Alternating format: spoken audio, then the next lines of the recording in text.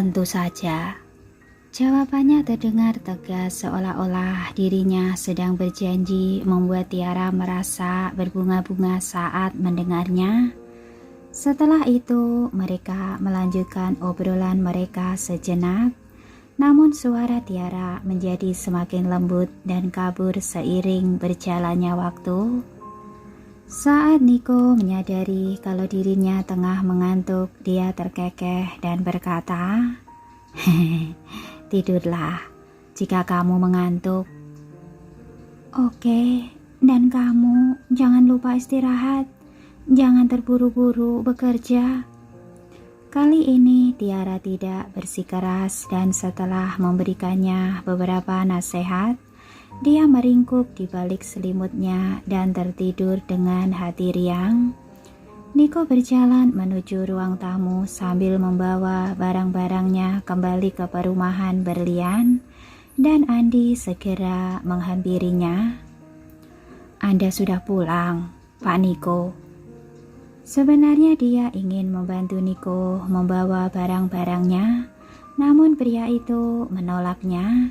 Sementara itu, Gary yang tengah bermain Lego bersama Danar tiba-tiba mendengar suara ayahnya dan dia dengan cepat melompat dari sofa, meninggalkan Danar begitu saja. "Papa!" Saat rasa antusias Gary muncul, dia berlari ke arah Niko dan memeluk pahanya. Suara bayinya sangat menggemaskan sampai bisa membuat hati siapapun meleleh. Danar menyaksikan hubungan erat ayah dan anak di depannya itu dan hanya bisa menggerutu sebelum berdiri. "Bocah jahat, kamu tidak pernah menunjukkan semangat seperti itu setelah paman menemanimu bermain selama 2 hari. Namun mereka seolah-olah tidak mendengar perkataannya karena Niko justru membungkuk dan mengangkat Gary ke dalam gendongannya.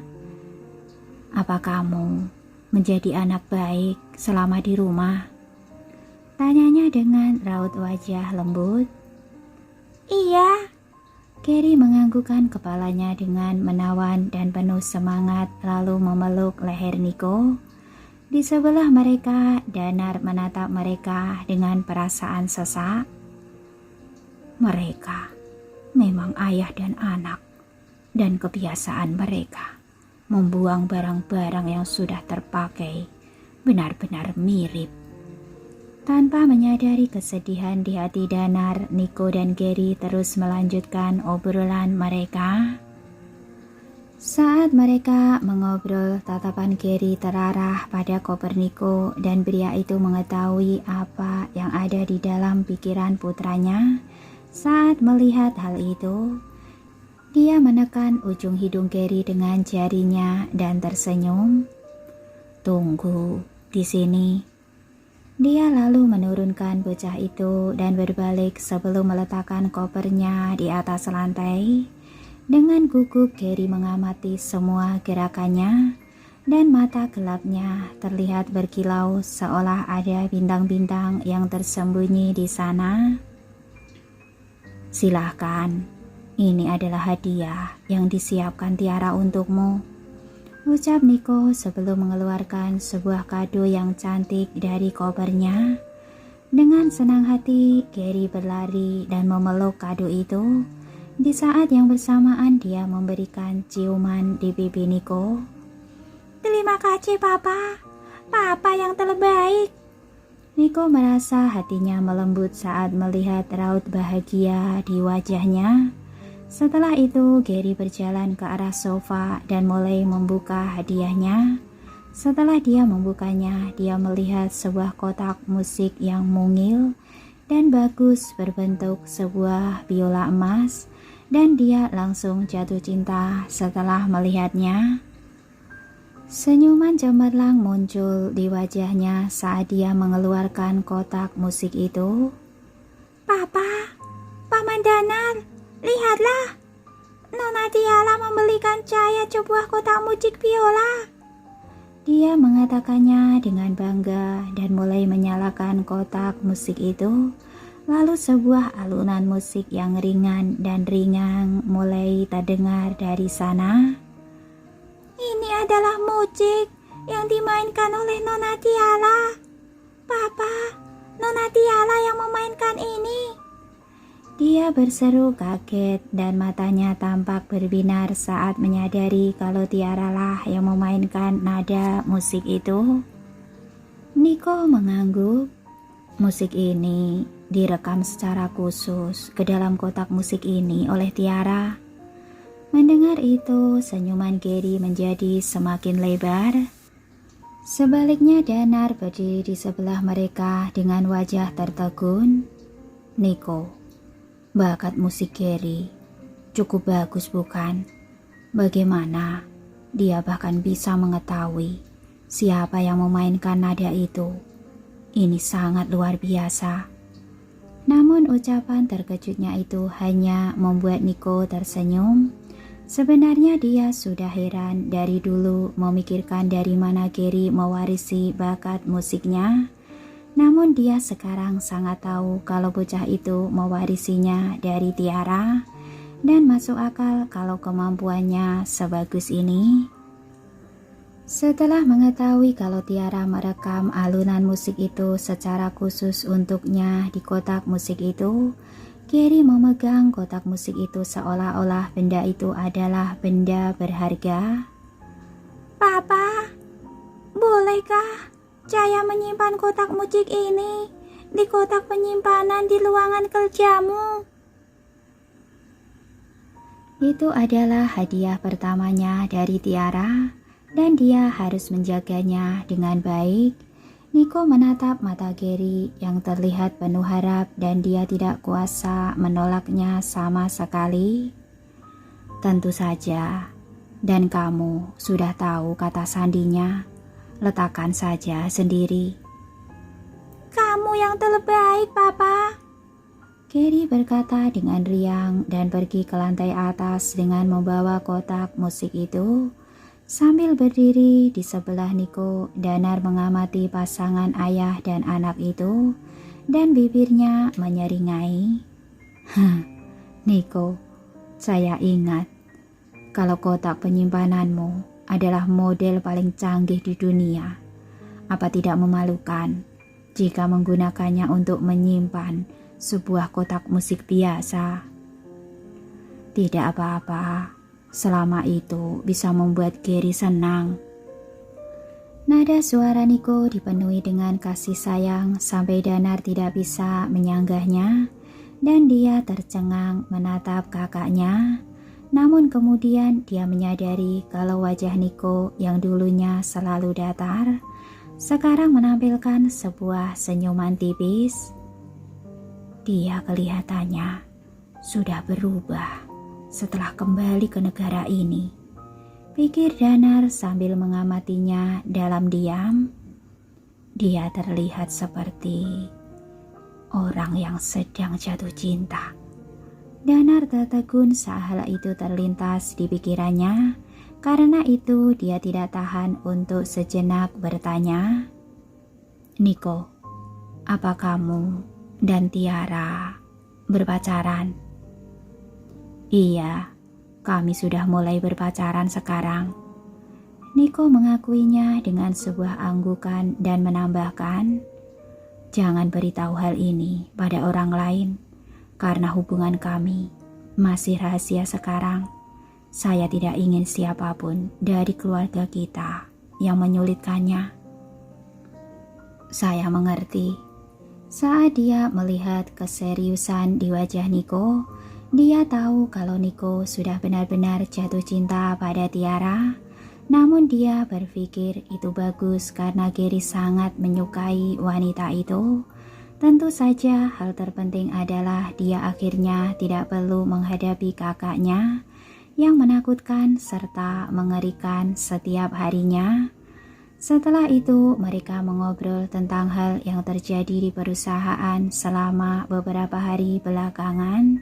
Sampai Danar mendesak, Niko, kamu baru saja mendarat setelah melakukan penerbangan selama 10 jam.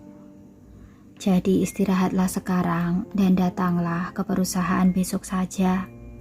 Niko mengangguk setuju dan hendak naik ke atas saat dia menerima panggilan dari Reksa. Kakek, ada apa? Malam ini, bawa Gary ke rumah untuk makan malam. Niko mengerutkan alisnya dan menolak lantaran dirinya tidak ingin pergi. Saya sibuk malam ini. Apa ada hal yang lebih penting daripada makan malam bersama kakek? Kamu harus datang bersama Gary malam ini. Seolah takut kalau Niko akan menolaknya lagi, Reksa langsung memutuskan panggilan itu setelahnya. Saat Danar melihat Niko menjauhkan ponselnya dengan bingung, dia bertanya dengan penasaran, Niko, apa yang dikatakan kakek di telepon? Dia ingin saya membawa Gary pulang untuk makan malam ini. Jawabnya dengan gusar lalu memijat keningnya. Saat itu Danar tiba-tiba memikirkan sesuatu dan dia terkekeh dengan canggung. Saya pikir kakek benar-benar ingin membicarakan pernikahanmu kali ini, Niko. Niko melemparkan tatapan mautnya ke arah pria itu begitu mendengar suara riangnya. Apa kamu senang? Alarm waspada Danar langsung berbunyi begitu dirinya terkejut menerima tatapan mengerikan itu. Tidak sama sekali. Niko mendengus lalu berkata, malam ini pergilah ke rumah kakek untuk menggantikan saya. Dan saya akan menambah cuti tahunanmu dari 1 bulan menjadi 2 bulan. Untuk sejenak Danar menjadi tercengang, lalu dia menepuk pahanya dengan gembira dan berseru, kamu harus menepatinya, Niko. Niko menatap sosok Danar yang riang dengan tenang. Jangan khawatir, saya tidak akan ingkar janji. Setelah mengatakan itu, dia berbalik meninggalkan Danar dan naik ke lantai atas. Di ruang tamu, Danar merasa sangat senang setelah mendengar janji kakaknya. Hanya dengan sebuah makan malam, dia bisa menukarnya dengan cuti selama 1 bulan. Tidak ada kesepakatan yang lebih baik daripada ini dan dia harap akan ada lebih banyak kesempatan baik yang akan terjadi nantinya. Di malam yang sama di kediaman keluarga Samuel, Danar melihat kalau selain orang tuanya dan Reksa, ada Reina dan orang tuanya juga di sana. Dia sedikit mengerutkan alisnya dan diam-diam mendesah. Merasa lega karena Niko tidak datang, atau pria itu pasti akan dijodohkan oleh orang-orang itu. Semuanya, saya pulang. Sapanya namun Reina dan yang lainnya tidak kunjung duduk. Saat Reksa melihat kedatangan Danar, dia mengerutkan alisnya dan menggerutu dengan tidak senang. Danar, kenapa kamu pulang sendirian? Di mana kakakmu? Kakek, Niko sedang sibuk. Baru 2 hari yang lalu, dia melakukan perjalanan bisnis dan banyak hal yang di perusahaan yang menunggu keputusannya. Selain itu, dia juga memiliki konferensi internasional tadi sore. Jadi dia meminta saya untuk datang dan makan malam bersamamu. Danar tersenyum dan membantu kebohongan kakaknya itu, namun Reksa tidak mempercayainya sama sekali. Saya pikir dia tidak sibuk, tapi dia hanya sengaja menghindari saya. Dengusnya dengan sedikit marah. Danar menggosok hidungnya pelan dan meneruskan cerita tentang Niko. Kakek, kenapa dia harus melakukan itu? Dia memang sedang sibuk bekerja sekarang. Reksa menatapnya tajam dan mengeluarkan ponselnya untuk menghubungi Niko karena dia tidak ingin menyia-nyiakan waktunya untuk bicara dengan Danar. Saya ingin tahu Seberapa sibuk dirinya sampai tidak punya waktu untuk makan malam. Danar hanya berharap Niko bisa diajak kerjasama dan tidak membongkar kebohongan yang dia lakukan karena dirinya gugup. Namun Tuhan mungkin benar-benar mendengar doanya karena Reksa tidak bisa menghubungi Niko karena nomornya terus-menerus sibuk. Wajahnya menjadi muram dan dugaannya semakin kuat kalau Niko memang berusaha menghindarinya. Di sisi lain, Danar menghela nafas lega dan menjadi lebih tenang. Saat dia duduk di samping orang tuanya, dia berkata dengan riang, "Ini tidak adil, kakek.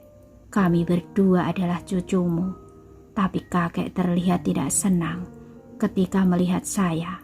Itu membuat saya sedih." Setelah mengatakan itu, dia bahkan menampilkan raut wajah sedih. Namun sedetik kemudian, Vania menepuk pahanya dan mengingatkan, "Jangan main-main." Danar mengusap-usap pahanya yang terkena tepukan tadi dan merasa tidak terima. Namun dia tidak berani bermain-main lagi. Sementara itu, Reina kemudian duduk di pojok meja dengan perasaan kecewa. Dia pikir dirinya bisa bertemu Niko bersama Reksa malam ini. Namun melihat raut tidak puas di wajah Reksa, dia tersenyum lembut dan berkata, "Tuan Besar Samuel, tidak apa-apa jika Niko tidak datang. Bagaimanapun juga, dia sedang sibuk. Dan kita sebaiknya tidak mengganggunya." Reksa mengubah raut wajahnya menjadi sedikit lebih tenang setelah mendengar ucapannya. Dia merasa kalau Reina adalah orang yang sangat bijaksana dan pengertian, sama seperti yang dipikirkan oleh Vania dan Tony. Semakin mereka mengenal Reina, semakin hati mereka merasa puas dengannya. Baik dari latar belakang maupun didikan keluarganya, itu semua cocok dengan kriteria menantu idaman mereka. Karena Niko tidak datang hari ini, saya akan kembali membuat janji lain kali agar Niko bisa menghabiskan waktu bersamamu dan kalian berdua bisa melakukan lebih banyak kontak, ucap Vania sambil tersenyum. Tentu saja dia ingin menjodohkan Reina dengan Niko. Sementara itu Danar mengamati orang-orang yang tengah mengobrol dengan riang di meja itu, terutama sikap kedua orang tuanya terhadap Reina, dan dia segera menyadari ada yang tidak beres. Meskipun raut wajahnya tidak berubah, namun dia terus mencemaskan kakaknya. Di tengah acara itu, dia berhasil keluar dari ruang makan itu dan mengetikkan pesan pada Niko. "Ini gawat, Niko. Reina sudah memenangkan hati ayah dan ibu. Dan sekarang, ibu ingin menjodohkanmu dengannya." Namun Niko tidak membaca pesan yang dikirimkannya karena dia tengah melakukan panggilan video bersama Tiara. Tiara sedang berlatih bersama Hathaway dan mempelajari banyak hal sepanjang hari, jadi dia tidak tahan untuk tidak membagikan apapun yang sudah dia pelajari kepada Niko dan Gary. Alunan musik datang dari biolanya yang terdengar cukup cepat dan ringan, menggema lewat layar ponsel itu, dan setelah dia selesai memainkannya, Gary bertepuk tangan dengan antusias. "Itu menakjubkan. Kamu sangat menakjubkan, Nona Tiara." Tiara menaruh biolanya dan tersenyum mempesona saat menatap Niko dengan matanya yang jernih dan berkilau. "Bagaimana menurutmu?" "Musiknya enak didengar." Meskipun dia tidak bisa mengomentarinya dengan baik, dia tetap menyampaikan opini objektifnya, dan kata-kata sederhana itu sudah cukup membuat hati Tiara puas. Mereka menatap satu sama lain dengan dalam lewat layar ponsel, dan udara sekalipun terasa sangat manis saat itu. Di sisi lain, Gary tidak menyadari perasaan yang tengah mendera kedua sejoli itu sama sekali. Dia menopang dagunya dengan telapak tangannya dan menatap Tiara yang ada di layar dengan raut wajah sedih. "Saya merindukanmu, Nona Tiara. Saya sangat merindukanmu." Tiara kemudian tersadar dan melihat raut sedih di wajah bocah itu, lalu kesedihan mulai menghampiri hatinya. "Saya juga merindukanmu, Gary. Saya sangat merindukanmu." Lalu bocah itu menatapnya dengan penuh harap dan berseru, "Kembalilah dan kunjungi saya kalau begitu."